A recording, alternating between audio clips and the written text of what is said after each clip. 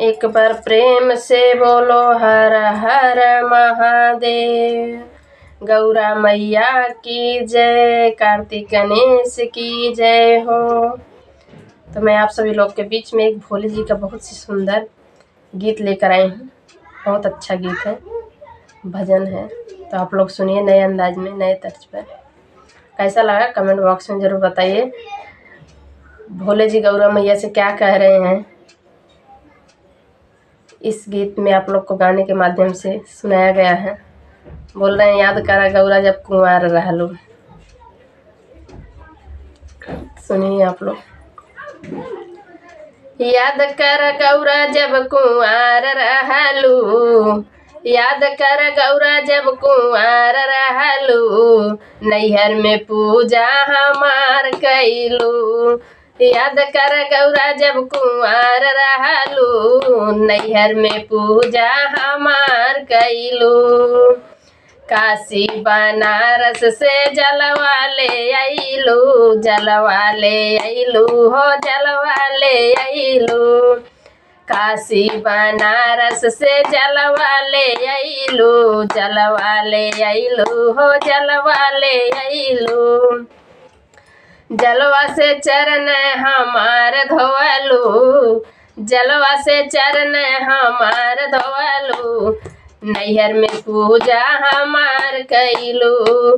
जलवा से चरण हमार धोवलू, नैहर में पूजा हमार कैलू। याद कर गौरा जब कुंवार रहलू, नैहर में पूजा हमार कैलू। याद कर गौरा जब कुंवार रहलू, नैहर में पूजा हमार कैलू।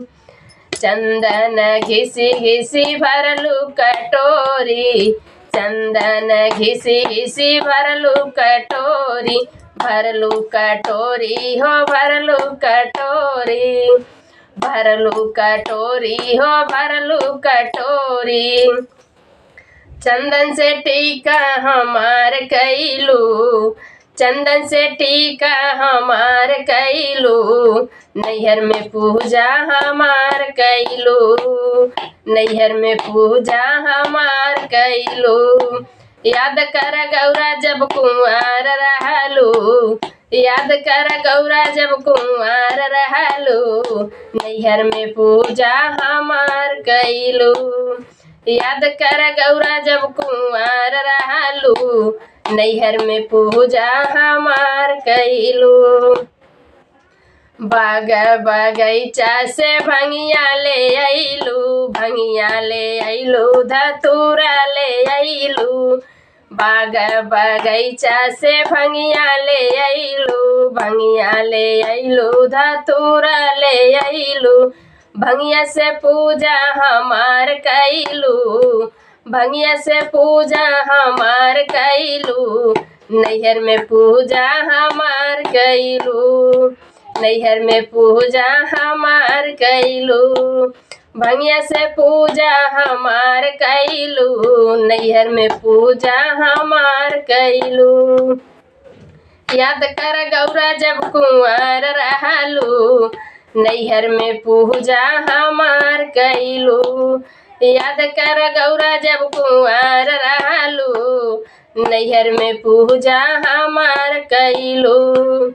करत रहलू जब तीज के बरतिया, तीज के बरतिया हो, तीज के बरतिया। करत रहलू जब तीज के बरतिया, तीज के बरतिया हो, तीज के बरतिया। तीज में पूजा हमार कैलू, तीज में पूजा हमार कैलू, नैहर में पूजा हमार कैलू। तीज में पूजा हमार कैलू, नैहर में पूजा हमार कैलू। याद कर गौरा जब कुंवार रहलू, नैहर में पूजा हमार कैलू। याद कर गौरा जब कुंवार रहलू, नैहर में पूजा हमार कैलू।